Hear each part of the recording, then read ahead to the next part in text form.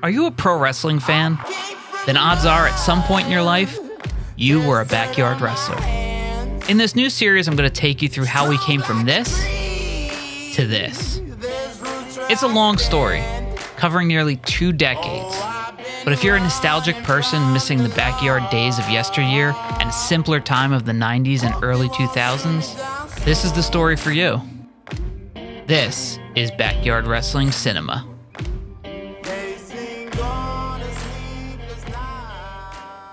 Welcome to Backyard Wrestling Cinema Season 2, Episode 17. Our last episode saw us accidentally destroy the ring during a battle royal. There was growing tension between myself and Rico DMF, and TJ Money was now our champion with Cobain, our new #1 contender for the world title. Our first match on this show was Mumblings versus Tim the Enforcer. Now, Tim was a big guy, and most of his matches just involved him picking people up and throwing them. So as you can imagine, not a lot of people wanted to wrestle him. He would also complain about losing, which I just hated. Oh no. And most of the time when he had to lose, his answer was, well, I'll just pick you up, you'll land on me, and that's how I'll lose. Which is what he did here. Mumbles got the victory by landing on Tim the Enforcer. Oh, go for the belly bomb. Oh, get Mumbles up. He's having it. Oh, 1, 2, 3. Mumbles gets it. Tommy Thunder had started a boxing gimmick where he would come out and have boxing exhibitions.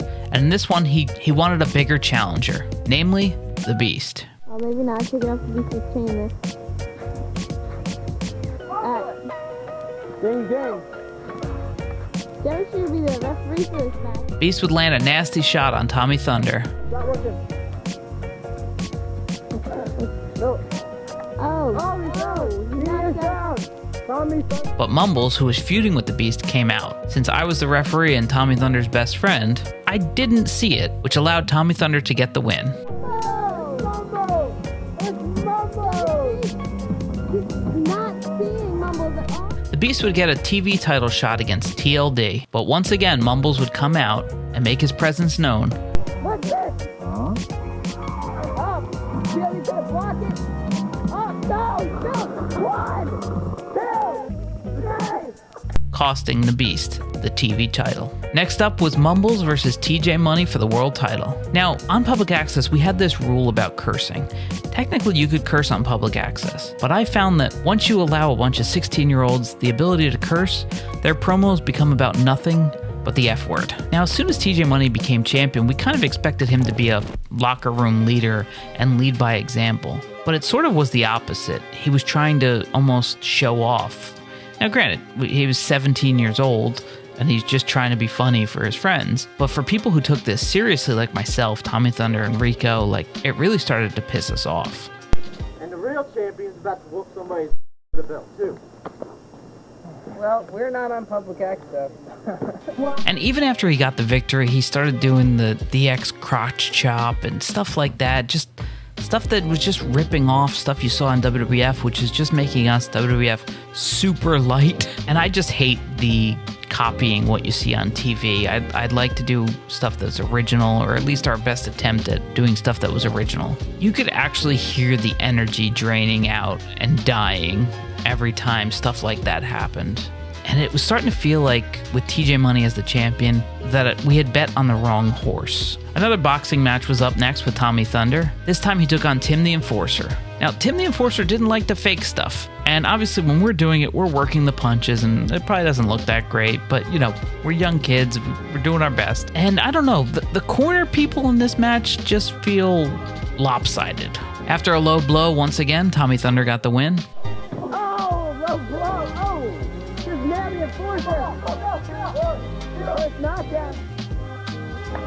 Now, TLD was doing a Golden Gloves winner.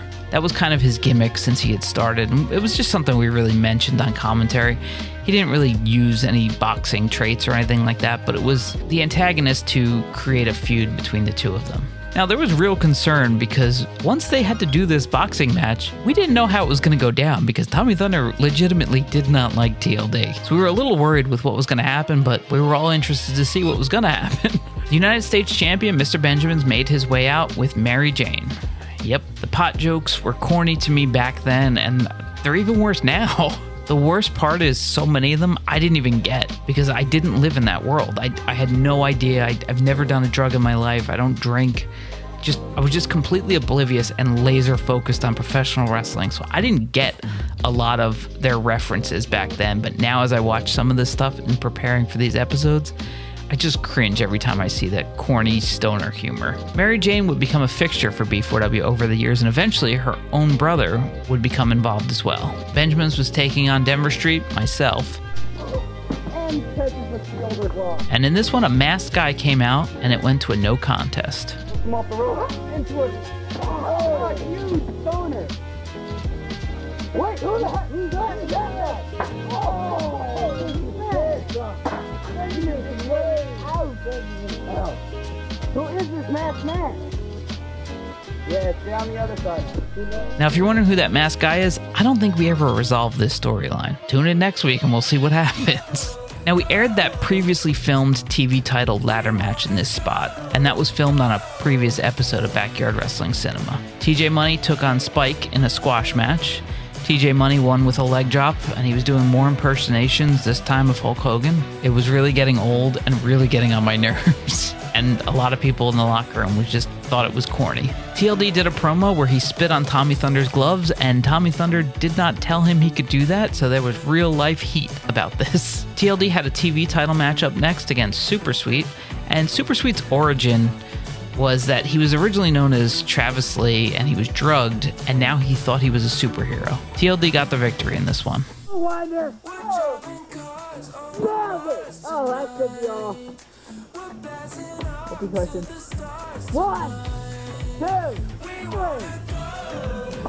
Tommy Thunder does a boxing match against Slug. He cheats once again with a low blow and wins. Oh, look, hey, the low blow, man. Don't never start. 1, 2, 3, 4. I got no opening.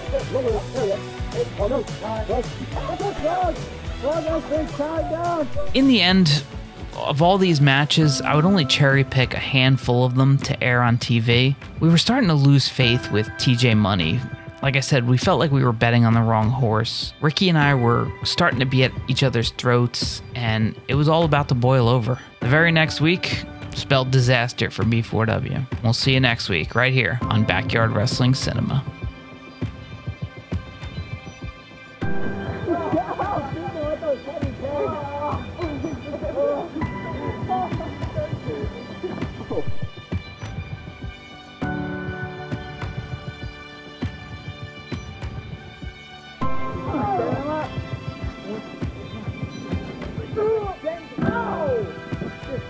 Mumbles right on that. Like 1, 2, 3. TJ Money